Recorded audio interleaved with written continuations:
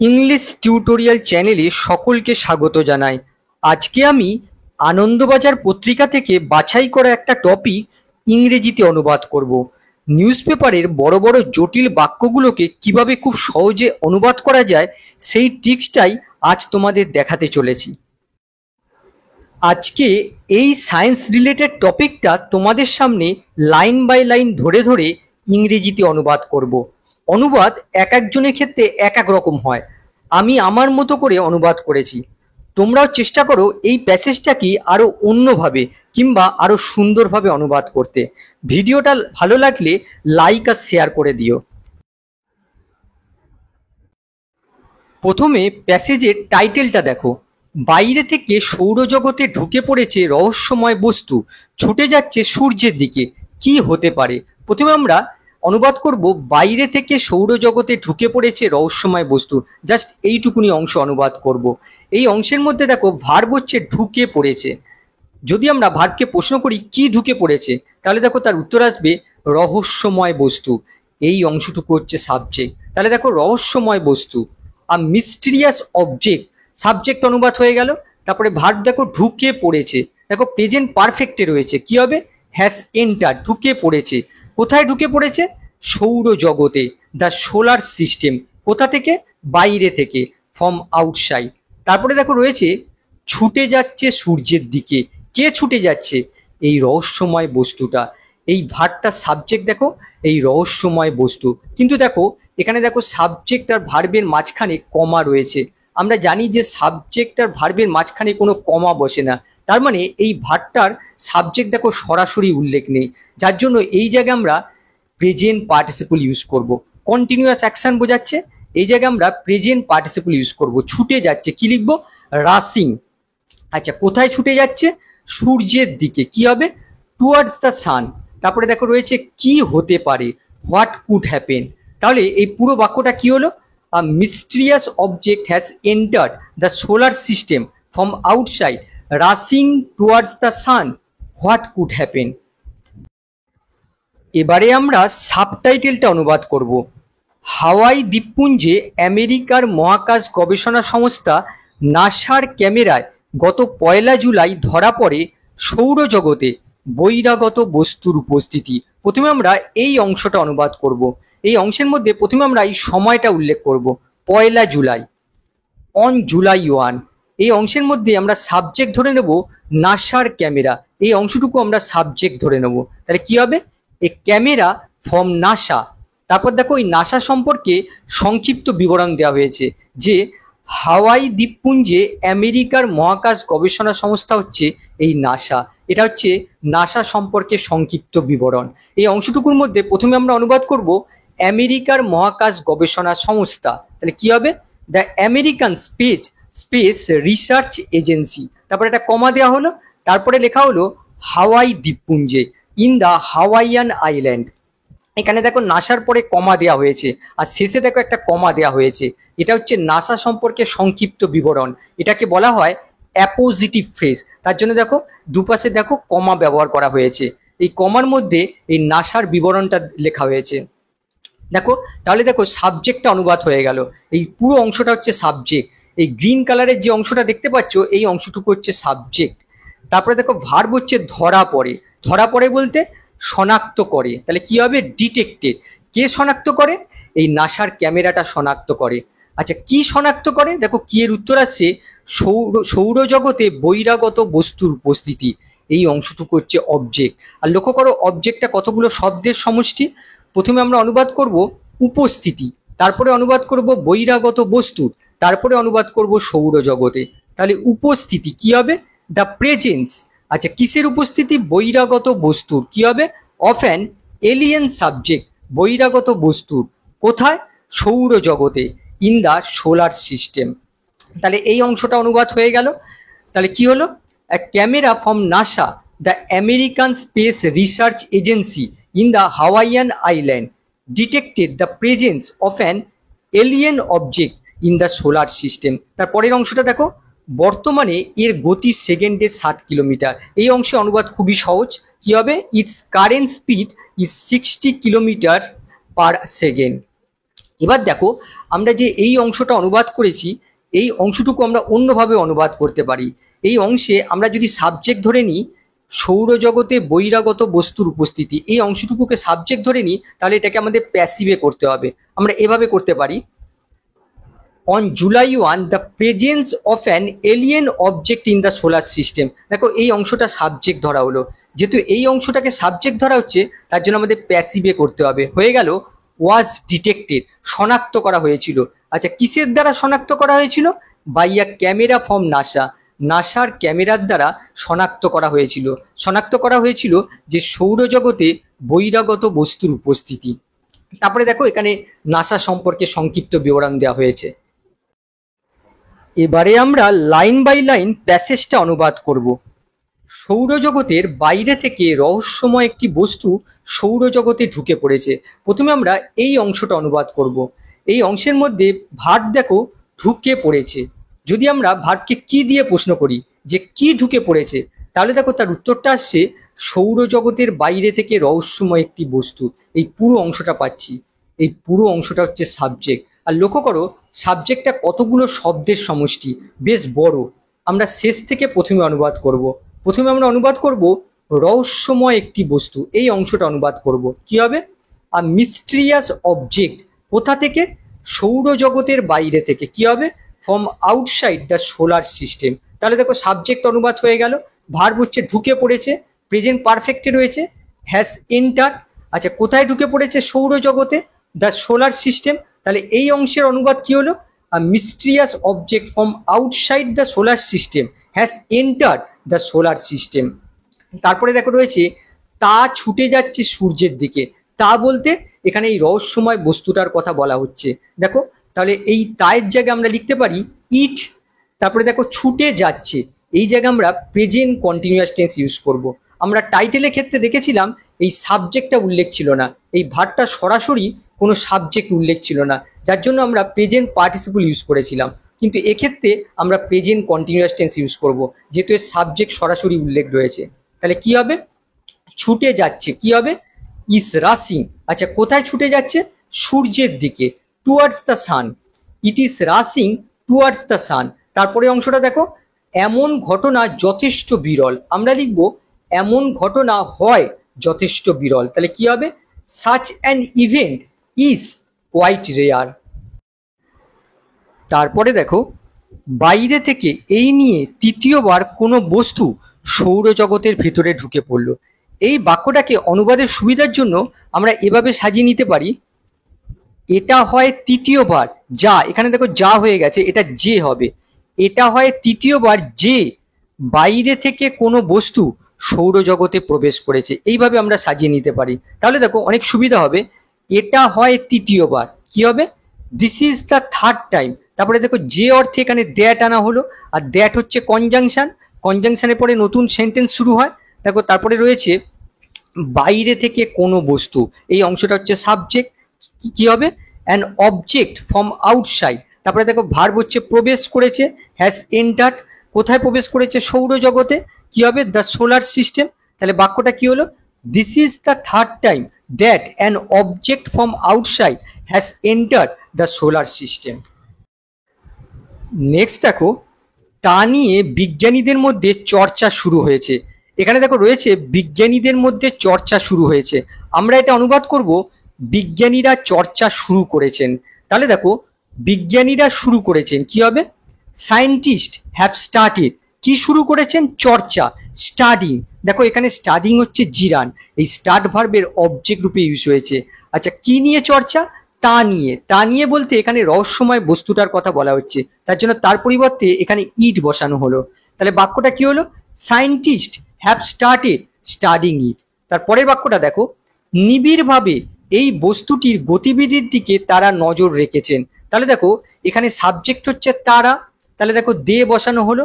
Verb দেখো নজর রেখেছেন, অর্থাৎ নজর রাখছেন। এই জায়গায় আমরা প্রেজেন্ট কন্টিনিউয়াস টেন্স ইউজ করব। তাহলে কি হবে?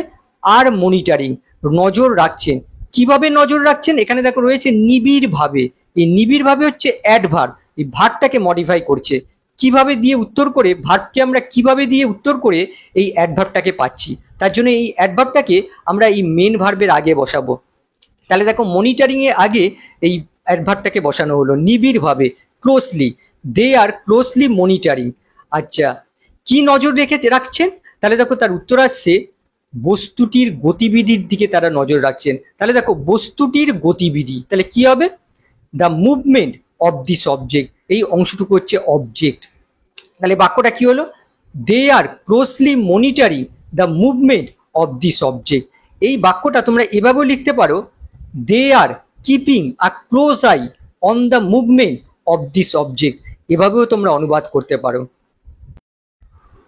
তারপর দেখো, বিজ্ঞানীরা জানিয়েছেন বহিরাগত বস্তুটি ধূমকেতুর মতো দেখতে। তাহলে দেখো বিজ্ঞানীরা জানিয়েছেন, সায়েন্টিস্ট হ্যাভ রিপোর্টেড, তারপরে দেখো এখানে কমা রয়েছে, এই কমার পরিবর্তে দ্যাট বসানো হলো। বিজ্ঞানীরা জানিয়েছেন যে, আচ্ছা কি জানিয়েছেন? বহিরাগত বস্তুটি ধূমকেতুর মতো দেখতে। তাহলে দেখো বহিরাগত বস্তুটি, বারবার এই বহিরাগত শব্দটা না লিখে আমরা লিখবো বস্তুটি, দ্য অবজেক্ট। তারপরে দেখো ধূমকেতুর মতো দেখতে, কি হবে? লুকস লাইক আ কমেট। তাহলে বাক্যটা কি হলো? Scientist have reported that the object looks like a comet. তারপরে বাক্যটা দেখো, তাকে 3i অথবা অ্যাটলাস অথবা C25N1 নামে চিহ্নিত করা হচ্ছে। তাহলে প্রথমে অনুবাদ হবে তাকে চিহ্নিত করা হচ্ছে। এখানে ভার্বটা লক্ষ্য করো, চিহ্নিত করা হচ্ছে, প্যাসিভে রয়েছে, প্রেজেন্ট কন্টিনিউয়াস টেন্সে প্যাসিভ ইউজ করব। তাকে চিহ্নিত করা হচ্ছে, কি হবে? It is being identified. আচ্ছা কি নামে চিহ্নিত করা হচ্ছে? এই অংশটা লিখতে হবে অ্যাজ 3i অথবা অ্যাটলাস অর C2025N1। নেক্সট দেখো, এটি সেকেন্ডে 60 কিলোমিটার গতিতে সূর্যের দিকে ছুটে যাচ্ছে। তাহলে প্রথমে অনুবাদ হবে এটি ছুটে যাচ্ছে, কি হবে? It is speeding. এই স্পিডিং এর জায়গায় তোমরা রাসিংও লিখতে পারো, ইট ইজ রাসিং। আচ্ছা কোথায় ছুটে যাচ্ছে? সূর্যের দিকে, টুয়ার্ডস দ্য সান। আচ্ছা কত গতিতে? 60 কিলোমিটার গতিতে, at a speed of 60 kilometres per second. তারপরে দেখো রয়েছে, মনে করা হচ্ছে বাইরের কোনো নক্ষত্র থেকে এই বস্তুটির উৎপত্তি। তাহলে দেখো মনে করা হচ্ছে, এই অংশটা আমরা লিখতে পারি ইট ইজ বিলিভড। তারপরে দেখো রয়েছে বাইরের কোনো নক্ষত্র থেকে এই বস্তুটির উৎপত্তি, এই জায়গায় আমরা পারফেক্ট ইনফিনিটিভ ইউজ করব। আমরা এভাবে করতে পারি, it is believed to have originated from an external star, এভাবে আমরা করতে পারি। এই বাক্যটাকে আমরা এভাবেও লিখতে পারি যে it is believe that it has originated from an external star, এই দ্যাট দিয়ে আমরা লিখতে পারি। তারপর দেখো, ইন্টারন্যাশনাল অ্যাস্ট্রোনমিক্যাল ইউনিয়নের অধীন মাইনর প্ল্যানেট সেন্টার, যেটাকে সংক্ষেপে বলে এমপিসি, 2 জুলাই এই বহিরাগত বস্তুটিকে ইন্টারস্টেলার তকমা দিয়েছে। এখানে ভার্ব দেখো তকমা দিয়েছে। আচ্ছা যদি ভার্বকে আমরা প্রশ্ন করি কে তকমা দিয়েছে, তাহলে দেখো তার উত্তরটা আসছে ইন্টারন্যাশনাল অ্যাস্ট্রোনমিক্যাল ইউনিয়নের অধীন মাইনর প্ল্যানেট সেন্টার এই তকমাটা দিয়েছে। তাহলে দেখো এই পুরো অংশটা হচ্ছে সাবজেক্ট। সাবজেক্টটা দেখো বেশ বড়, আমরা শেষ থেকে অনুবাদ করব। শেষে রয়েছে minor planet centre, the minor planet centre MPC. দেখো কার অধীনে রয়েছে? ইন্টারন্যাশনাল অ্যাস্ট্রোনমিক্যাল ইউনিয়নের অধীনে রয়েছে। তাহলে আমরা কি লিখবো? Under the international astronomical union. তাহলে দেখো সাবজেক্ট অনুবাদ হয়ে গেল। ভার্ব রয়েছে তকমা দিয়েছে, এই জায়গায় আমরা প্রেজেন্ট পারফেক্ট ইউজ করব, কি হবে? Has labelled. আচ্ছা কাকে তকমাটা দিয়েছে? এখানে দেখো রয়েছে এই বহিরাগত বস্তুটিকে, আমরা লিখতে পারি দিস এক্সোটিক অবজেক্ট। আচ্ছা কি হিসেবে তকমা দিয়েছে? ইন্টারস্টেলার হিসেবে। তাহলে কি হবে? As Interstellar. কখন তকমাটা দিয়েছে? 2 জুলাই। তাহলে অন জুলাই 2। এই টাইম ফ্রেজটাকে তোমরা বাক্যের শুরুতেও লিখতে পারো। তাহলে বাক্যটা কি হলো? The minor planet centre under the international astronomical union has labelled this exotic object as Interstellar on July 2। পরের বাক্যটা দেখো, নক্ষত্র থেকে উৎপন্ন কোনো মহাজাগতিক বস্তুকে ইন্টারস্টেলার বলা হয়। তাহলে দেখো কোনো মহাজাগতিক বস্তু, কোনো বলতে যে কোনো মহাজাগতিক বস্তু কি হবে? Any cosmic object. কোথা থেকে?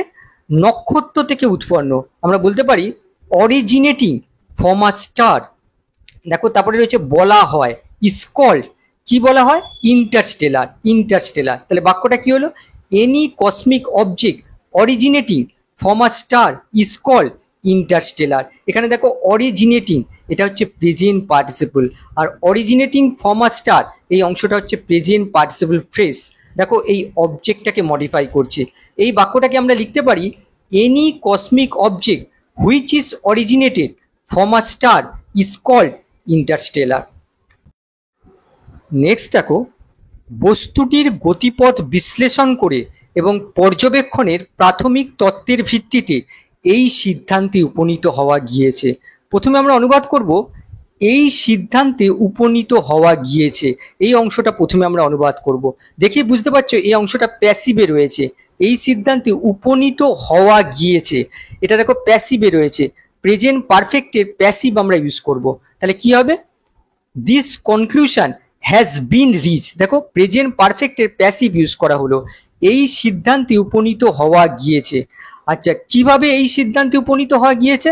তার উত্তর আছে দেখো, বস্তুটির গতিপথ বিশ্লেষণ করে। আমরা এখানে অনুবাদ করব বস্তুটির গতিপথ বিশ্লেষণের দ্বারা। তাহলে দেখো বিশ্লেষণের দ্বারা কি হবে? By analysing. কি বিশ্লেষণের দ্বারা? গতিপথ, দ্য ট্রাজেক্টরি। আচ্ছা, কার গতিপথ? বস্তুটির, অফ দ্য অবজেক্ট। তারপরে দেখো এবং রয়েছে, অ্যান লেখা হলো। তারপরে দেখো রয়েছে পর্যবেক্ষণের প্রাথমিক তত্ত্বের ভিত্তিতে। তাহলে ভিত্তিতে ইংরেজি হয় বেসড অন। আচ্ছা, কিসের ভিত্তিতে? প্রাথমিক তথ্যের, কি হবে? Preliminary data. তারপরে দেখো রয়েছে পর্যবেক্ষণের, তাহলে কি হবে? Of observation. এইভাবে অনুবাদ করতে হবে। তাহলে বাক্যটা কি হলো? This conclusion has been reached by analysing the trajectory of the object and based on preliminary data of observation. Next দেখো, সূর্যের মাধ্যাকর্ষণ শক্তির দ্বারা এই বস্তু চালিত হচ্ছে না। দেখো প্রথমে অনুবাদ হবে এই বস্তু চালিত হচ্ছে না। দেখিয়ে বুঝতে পারছো এটাও প্যাসিভে হবে। প্রেজেন্ট কন্টিনিউয়াস টেন্সের প্যাসিভ ইউজ করতে হবে। এই বস্তু, এই বস্তু বলতে ওই রহস্যময় বস্তুটার কথা বলা হচ্ছে। এই বস্তু চালিত হচ্ছে না, অনুবাদ কি হবে? This object is not being driven. দেখো is not being driven, present continuous টেন্সের প্যাসিভ ইউজ করা হয়েছে। কিসের দ্বারা চালিত হচ্ছে না? সূর্যের মাধ্যাকর্ষণ শক্তির দ্বারা। কি হবে? By the sun's gravity. তাহলে বাক্যটা কি হলো? This object is not being driven by the sun's gravity. তারপরে দেখো রয়েছে এটি কেবল সৌরজগতের মধ্যে দিয়ে যাচ্ছে। তাহলে দেখো এটি কেবল যাচ্ছে, দেখো এখানেও কন্টিনিউয়াস টেন্স ইউজ করতে হবে। এখানে কন্টিনিউয়াস টেন্সের অ্যাক্টিভ ইউজ করতে হবে। তাহলে এটি কেবল যাচ্ছে, কি হবে? It is simply passing. আচ্ছা, কি কোথায় যাচ্ছে? এখানে দেখো রয়েছে সৌরজগতের মধ্যে দিয়ে যাচ্ছে, তাহলে কি হবে? Through the solar system. তাহলে বাক্যটা কি হলো? It is simply passing through the solar system. পরের বাক্য দেখো, ইউরোপীয় স্পেস এজেন্সির কর্তা রিচার্ড মইসেল জানিয়েছেন চলতি বছরের অক্টোবরের মধ্যে এটি সূর্যের সবচেয়ে কাছাকাছি পৌঁছে যাবে। প্রথমে দেখো ইউরোপীয় স্পেস এজেন্সির কর্তা রিচার্ড মইসেল, প্রথমে আমরা এই ব্যক্তির নামটা লিখে নেব। তারপরে ব্যক্তি সম্পর্কে যে ইনফরমেশনটা দেওয়া হচ্ছে সেটা আমরা অ্যাপোজিটিভ ফ্রেসের মাধ্যমে প্রকাশ করব। তাহলে ব্যক্তির নামটা দেখো রিচার্ড মইসেল, রিচার্ড মইসেল। তারপরে দেখো এই ব্যক্তি সম্পর্কে যে ইনফরমেশনটা দেওয়া হচ্ছে সেটা আমরা অ্যাপোজিটিভ ফ্রেসের মাধ্যমে প্রকাশ করব। তার জন্য দুপাশে কমা ব্যবহার করতে হবে। দেখো এখানে ইনফরমেশনটা দেওয়া হয়েছে ইউরোপীয় স্পেস এজেন্সির কর্তা, তাহলে কি হবে? Head of the European Space agency. তারপরে দেখো কমাটা শেষ করা হলো। তারপরে দেখো রয়েছে জানিয়েছেন, সেট লেখা হলো। তারপরে দেখো এখানে একটা কমা রয়েছে, তার পরিবর্তে এখানে দ্যাট দেওয়া হলো। কি জানিয়েছেন? চলতি বছরের অক্টোবরের মধ্যে এটি সূর্যের সবচেয়ে কাছাকাছি পৌঁছে যাবে। তাহলে দেখো এই অংশের মধ্যে অনুবাদ, প্রথমে অনুবাদ হবে এটি পৌঁছে যাবে, ইট উইল রিচ। আচ্ছা, কোথায় পৌঁছে যাবে? দেখো এখানে রয়েছে সূর্যের সবচেয়ে কাছাকাছি, অনুবাদ কি হবে?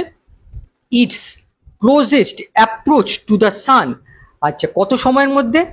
চলতি বছরের অক্টোবরের মধ্যে। তাহলে দেখো প্রথমে আসবে অক্টোবর, বাই অক্টোবর। তারপরে দেখো চলতি বছর, দিস ইয়ার। তাহলে বাক্যটা কি হলো? Richard Moissl, head of the European Space Agency, said that it will reach its closest approach to the sun by October this year. তারপর দেখো সেই সময় তার সঙ্গে সূর্যের দূরত্ব হবে পৃথিবী সূর্যের দূরত্বের দ্বিগুণ। প্রথমে আমরা টাইম অ্যাডভার্বিয়ালটা লিখে নেব, সেই সময়, অ্যাট দ্যাট টাইম। মনে রাখবে টাইম অ্যাডভার্বিয়াল যদি বাক্যের শুরুতে বসে তারপরে কমা ব্যবহার করতে হয়, তার জন্য দেখো এখানে কমা ব্যবহার করা হয়েছে। তারপরে দেখো এখানে সাবজেক্ট হচ্ছে তার সঙ্গে সূর্যের দূরত্ব, এই অংশটুকু হচ্ছে সাবজেক্ট। আমরা শেষ থেকে অনুবাদ করব। প্রথমে আসবে দূরত্ব, দ্য ডিস্টেন্স। তারপরে দেখো রয়েছে তার সঙ্গে সূর্যের, অর্থাৎ সূর্য হইতে তার দূরত্ব। তাহলে কি হবে? ফ্রম দ্য সান টু ইট। তাহলে দেখো সাবজেক্ট অনুবাদ হয়ে গেল। তারপরে ভার্ব দেখো হবে, ফিউচারে রয়েছে, উইল বি। তারপরে দেখো কমপ্লিমেন্টটা হচ্ছে পৃথিবী সূর্যের দূরত্বের দ্বিগুণ, এটা হচ্ছে কমপ্লিমেন্ট। আমরা শেষ থেকে অনুবাদ করব। শেষে রয়েছে দ্বিগুণ, টোয়াইস। তারপরে দেখো রয়েছে দূরত্ব, দ্য ডিস্টেন্স। তারপরে দেখো রয়েছে পৃথিবী সূর্যের মধ্যে। তাহলে কি হবে? Between the earth and the sun. তাহলে বাক্যটা কি হলো? At that time the distance from the sun to it will be twice the distance between the earth and the সান।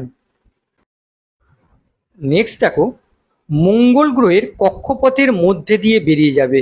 কে বেরিয়ে যাবে? এখানে দেখো সাবজেক্ট উল্লেখ না থাকলেও আমরা বুঝতে পারছি সেই বহিরাগত বস্তুটার কথা বলা হচ্ছে, সুতরাং সাবজেক্ট হবে সেই বহিরাগত বস্তু। তার জন্য এখানে সাবজেক্ট হিসেবে ইট বসানো হলো। ভার্ব দেখো বেরিয়ে যাবে, দেখো ফিউচারে রয়েছে, উইল পাস। আচ্ছা, কোথায় বেরিয়ে যাবে? মঙ্গল গ্রহের কক্ষপথের মধ্যে দিয়ে। অনুবাদ কি হবে? Through the orbit of Mars. তাহলে বাক্যটা কি হলো? It will pass through the orbit of Mars. পরের বাক্যটা দেখো, 2026 সালের এপ্রিলের মধ্যে এই বহিরাগত বস্তুটির গতি পৌঁছবে সেকেন্ডে 90 কিলোমিটারে। প্রথমে আমরা এই টাইম ফ্রেজটা লিখে নেব, 2026 সালের এপ্রিলের মধ্যে। কি হবে? By April 2026। আর যেহেতু টাইম ফ্রেজটা প্রথমে রয়েছে তার জন্য দেখো তারপরে কমা দেওয়া হলো। তারপরে দেখো এখানে সাবজেক্ট হচ্ছে এই বহিরাগত বস্তুটির গতি, এই অংশটুকু হচ্ছে সাবজেক্ট। কি হবে? The speed of this exotic object. Exotic বলতে বহিরাগত, বহিরাগত বস্তুটির গতি। তারপরে দেখো ভার্ব হচ্ছে পৌঁছবে, উইল রিচ। আচ্ছা, কত গতিতে পৌঁছবে? সেকেন্ডে 90 কিলোমিটার, 90 কিলোমিটার পার সেকেন্ড। তাহলে বাক্যটা কি হলো? By April 2026 the speed of this exotic object will reach 90 kilometre per second.